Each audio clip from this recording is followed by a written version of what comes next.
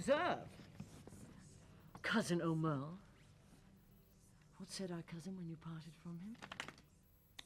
Farewell. Marry, would the word farewell have lengthened hours and added years to his short banishment? He should have had a volume of farewells, but since it would not, he had none of me. He is our cousin. Cousin.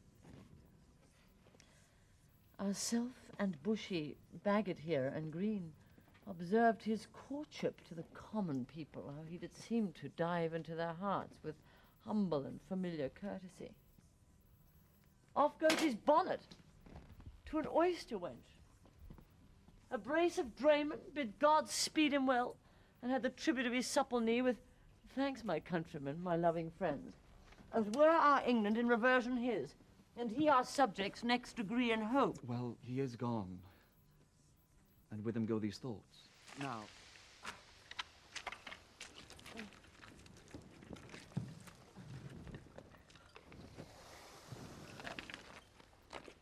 Barclary Castle, call they this at hand? Yea, my lord.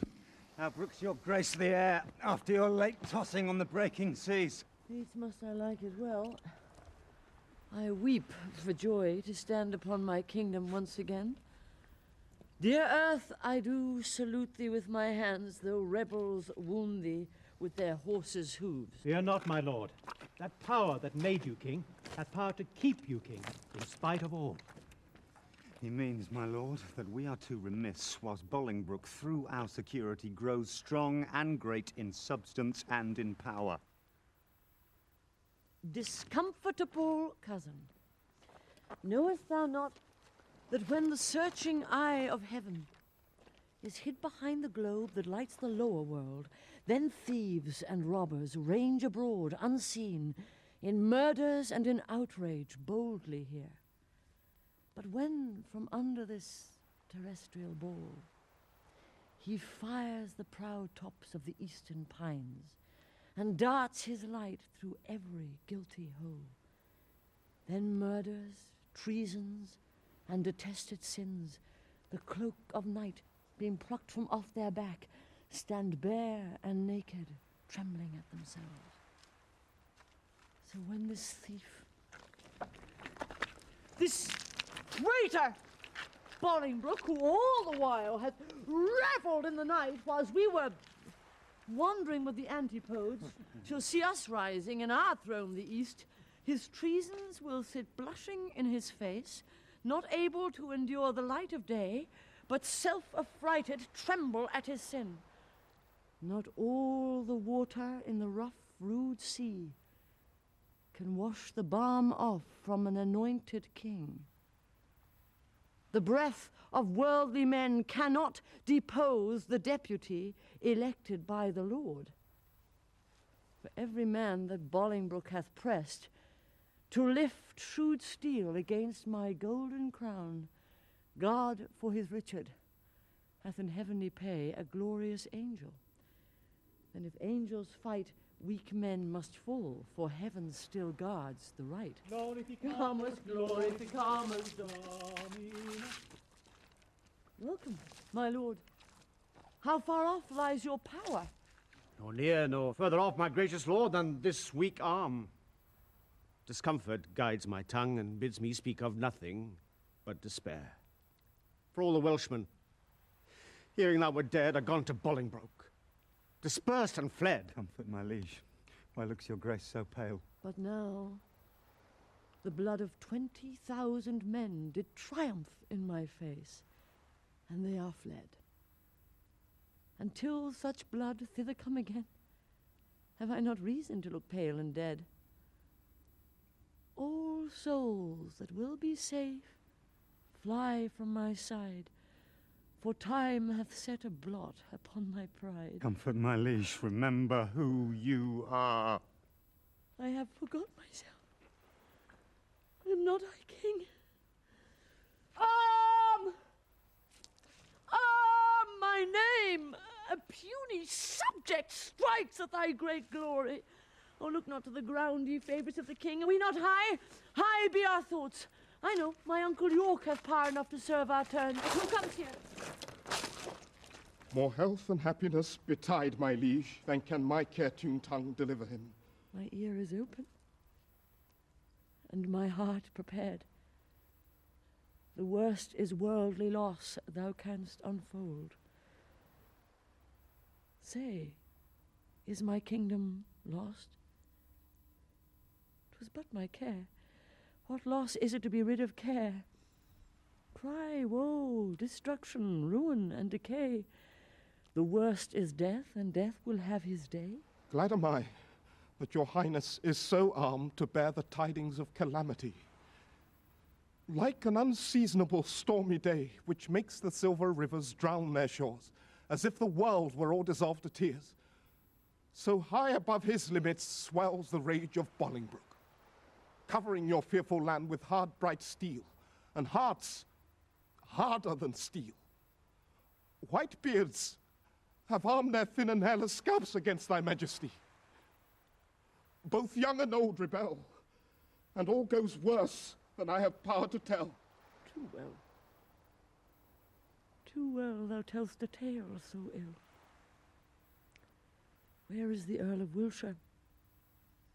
Where is Bagot? What is become of Bushy? Where is Green? I warrant they have made their peace with Bolingbroke. Peace have they made with him indeed, my lord.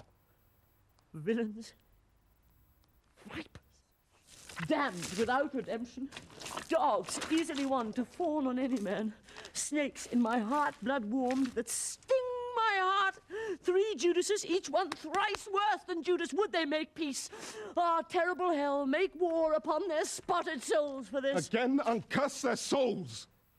Their peace is made with heads and not with hands. Those whom you curse have felt the worst of death's destroying wound, and lie full low, graved in a hollow crown. Where is the Duke, my father, with his power? No matter where, of comfort no man speak. Let's talk of graves, of worms, of epitaphs. Make dust our paper, and with rainy eyes write sorrow on the bosom of the earth. Let's choose executors and talk of wills. And yet not so, for what can we bequeath, save our deposed bodies to the ground? Our lands, our lives, and all are Bolingbroke's. And nothing can we call our own but death, and that small model of the barren earth which serves as paste and cover to our bones. For God's sake, let us sit upon the ground and tell sad stories of the death of kings, how some have been deposed, some slain in war, some haunted by the ghosts they have deposed, some poisoned by their wives, some sleeping killed, all murdered.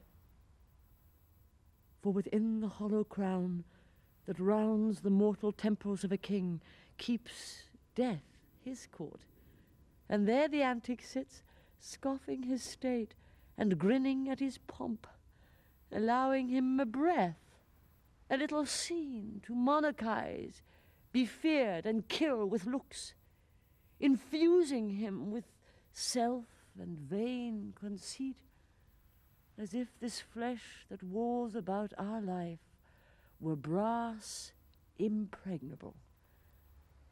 And humoured thus, comes at the last, and with a little pin bores through his castle wall, and farewell, king. Cover your heads, and mock not flesh and blood with solemn reverence.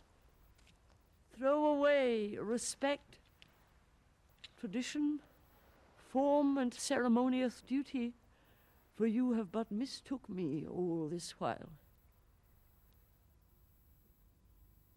I live with bread, like you. feel want, taste grief, need friends. Subjected thus, how can you say to me, I am a king? My lord, wise men ne'er sit and wail their woes, but presently prevent the ways to wail. My father hath a power. Inquire of him and learn to make a body of a limb. Thou chides me well. Proud Bolingbroke, I come to change blows with thee for our day of doom. Say, Scroop, where lies my uncle and his power? Speak sweetly, man, although thy looks be sour.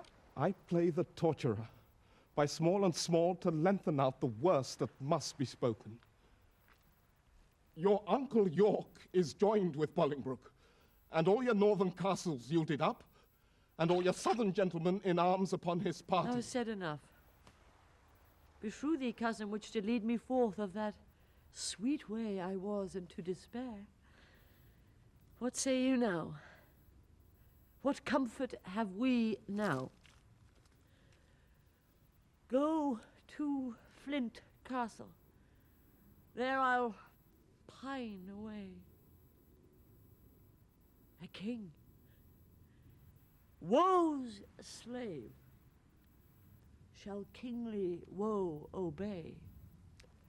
That power I have, discharge and let them go to ear the land that hath some hope to grow, for I have none. Let no man speak again to alter this, for counsel is but vain. My liege, one word. He does me double wrong, that wounds me with the flatteries of his tongue. Discharge my followers. Let them hence away from Richard's night to Bolingbroke's fair day.